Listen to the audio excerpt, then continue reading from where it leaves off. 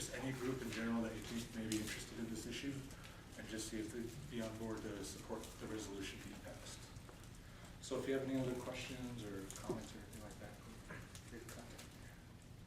And another thing about that, when we take action in the form of resolution, you know, that puts it onto the student body to vote on it, but it also can be transferred up to the graduate level. A couple of representatives from the GPSA, the Graduate Professional Student Association, approached us today and said that they're really interested in working with us, and once we get the resolution over here, that they'll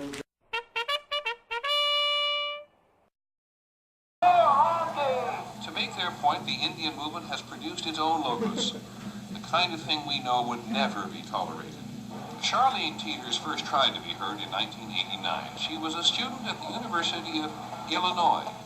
She took her children to a basketball game where they were introduced to the antics of a white man playing team mascot, Chief Illinois.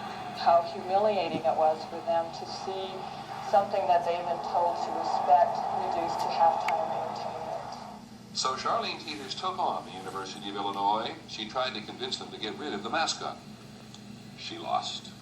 But rather than back off, Charlene has expanded her battle to take on all sports. Other Indians value her work. The fact that this nation's capital has the Washington Redskins tells you how far that Indian people have to go for racial justice in this country. Charlene Teeters knows what a struggle this is, but she says that to raise the self... Well, obviously, when we were looking for our community, we were asking, okay, where's the Native student organization? Where's the Native communities? Is it somewhere close by? Is there Native faculty here? You know, so we went through the whole process of trying to figure out where our community was. And we realized we were a community. So when you're one of 3 Native students on a college campus of 36,000 students, and they use an Indian mascot, what do you do when you see some of those caricatures? What do you do? So, you know, at first we just sort of internalized it, like a lot of us will do, and we see things that we don't agree with, or we don't, you know, that make us mad. We might internalize it, just, you know, you just sort of keep it inside. Marcus lived in a dormitory type setting, and so he couldn't really ever get away from it. So he was the one that challenged it first.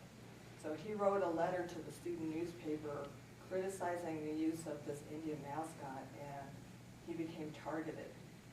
Yeah, so he was in this community very, very short time.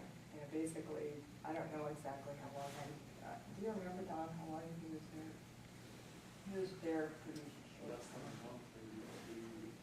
Yeah, very short time. He challenged the mascot, and then he basically left town because he was harassed.